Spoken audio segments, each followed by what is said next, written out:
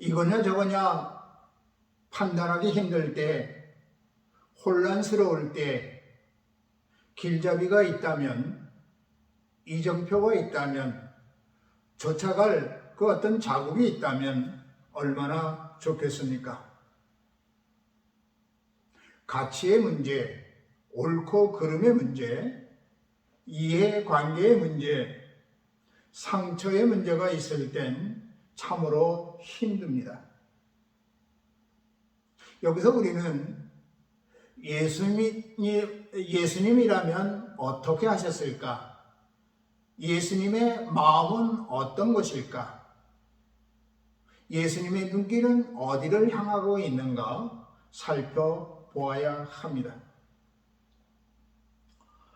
오늘 구약에서는 십계명의 말씀이 나옵니다.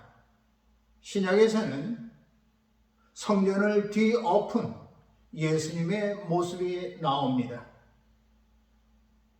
그 공통점은 무엇이겠습니까? 하나님을 다시 찾고자 하는 겁니다. 하나님이 주시는 꿈을 다시 꾸고자 하는 겁니다. 수많은 법이 있습니다. 성경은 그 모태가 십계명이라고 합니다마는 사실 비슷한 법은 여러 민족에게 있었습니다. 바빌론의 왕 하무라비가 집대성한 하무라비 법전이 있습니다. 그 특징은 이에는 이, 눈에는 눈입니다. 이 법에는 오직 질서만 있습니다. 백성이 서로 간에 존중하는 그러한 아름다움은 없습니다.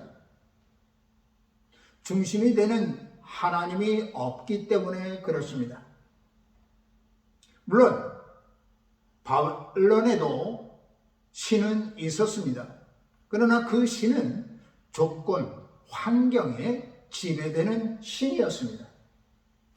코에 걸면 코걸이, 귀에 걸면 귀걸이, 이런 식의 신이었습니다. 그런 신을 따르는 사람들은 나는 아니다 하지만 알게 모르게 뒤쫓아갑니다.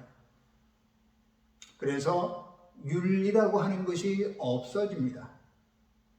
윤리라고 하는 건 무엇입니까? 서로서로 존중하는 겁니다. 서로서로 안아주는 겁니다.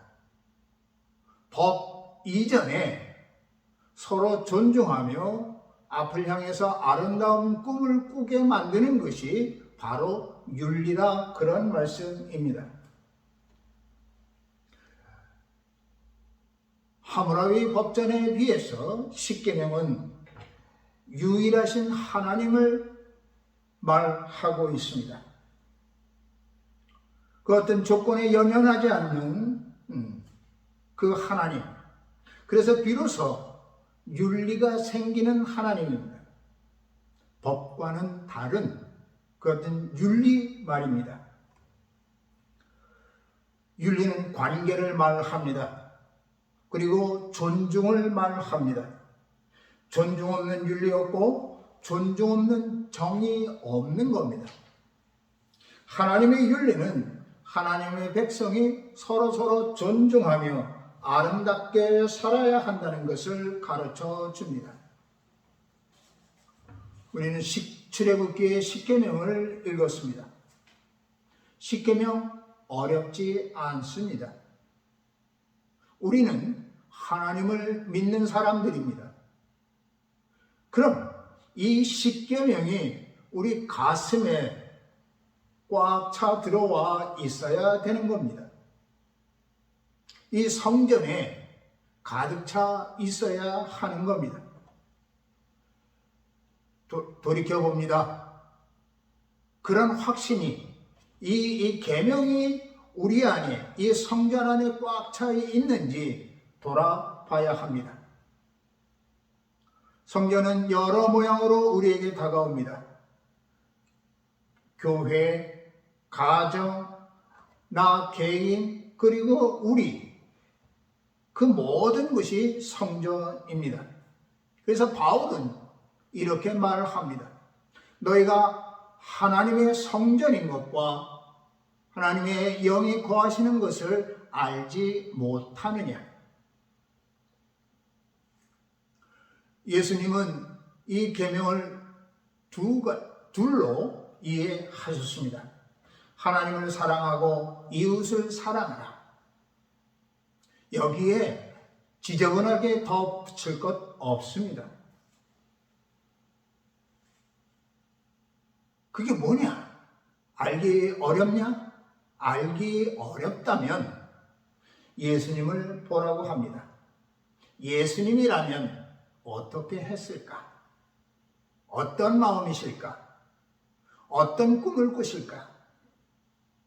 사실 십계명이 나온 것은 죄가 있기 때문에 계명이 왔습니다. 세상에 만연한 죄 때문에 이대로는 안 되겠다. 새로운 꿈을 꿔야 한다. 그래서 하나님이 주신 겁니다. 새로운 꿈을 꾸도록 이 계명을 통해서 꿈을 꾸도록 말씀하신 겁니다. 예루살렘 성전을 뒤엎으신 것도 또한 마찬가지입니다.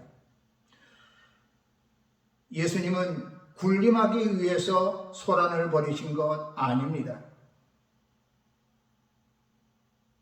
왕관을 쓰시고자 그 일을 하신 것 아닙니다. 예수님은 다시 태어나야 한다고 말씀하십니다. 온몸으로 말씀하십니다. 관습에 매이지 말고 이해관계에 매이지 말고 오직 태초에 하나님이 주신 그 은혜를 회복해야 한다고 말씀하십니다. 세상은 사슴을 말이라 하고 눈 가리고 아웅합니다. 그러나 우리가 꾸는 꿈은 그렇지 않습니다. 성전에서 하나님께 드리는 제사는 정성과 정심과 정결로서 이루어져야 합니다. 그리고 그 바탕은 감사가 되는 겁니다. 그런데 온갖 협잡이 판을 칩니다. 편리함과 효율성이라고 하는 미명하에 돈장사, 짐승장사를 하고 있습니다. 제사는 있지만 하나님은 없습니다. 하나님 없는 것이 관습이 되어버렸습니다. 당연하다 그런 얘기입니다. 꿈꾸지 않는다 그런 얘기입니다. 감사도 없고 존중도 없습니다. 하나님이 나의 하나님이다 이렇게 고백하시는 우리 모두 성도님들, 나의 나됨을 감사하도록 하십시다. 그리고 그 감사를 바탕으로 해서 내 자신을 더욱 아름답게 만들어 나가야 합니다. 우리가 꾸는 꿈입니다.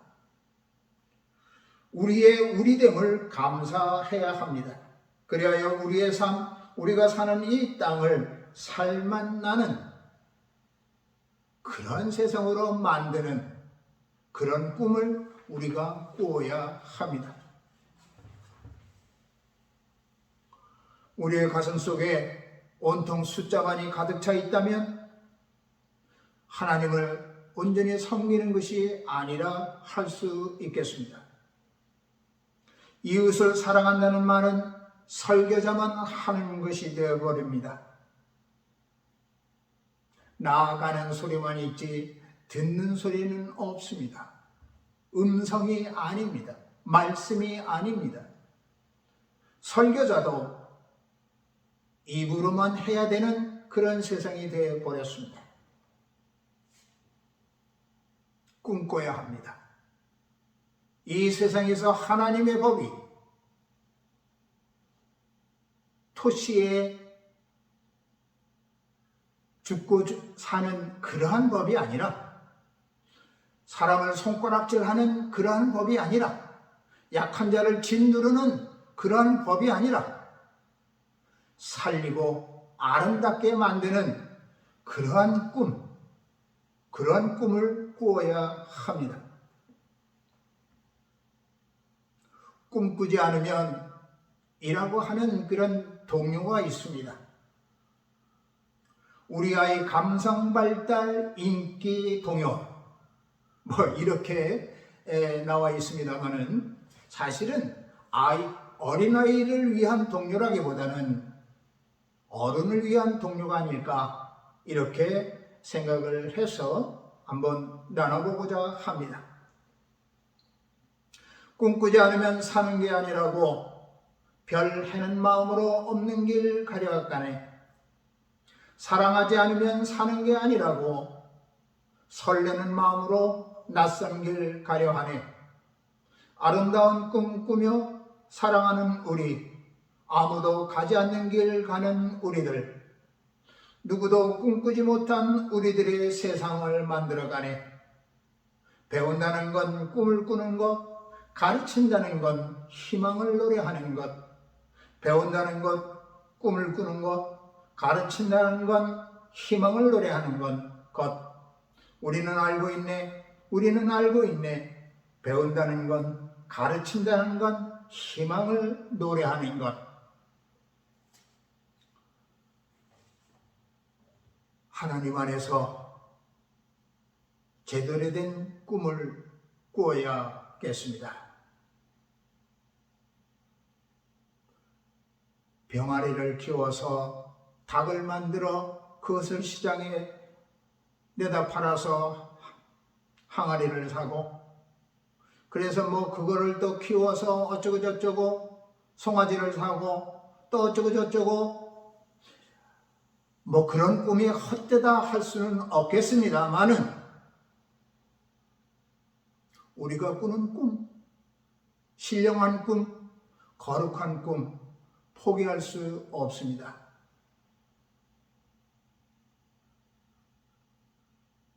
하나님이 주신 꿈, 하나님이 중심이 되고 너와 내가 서로 존중받고 서로를 아름답게 만드는 꿈,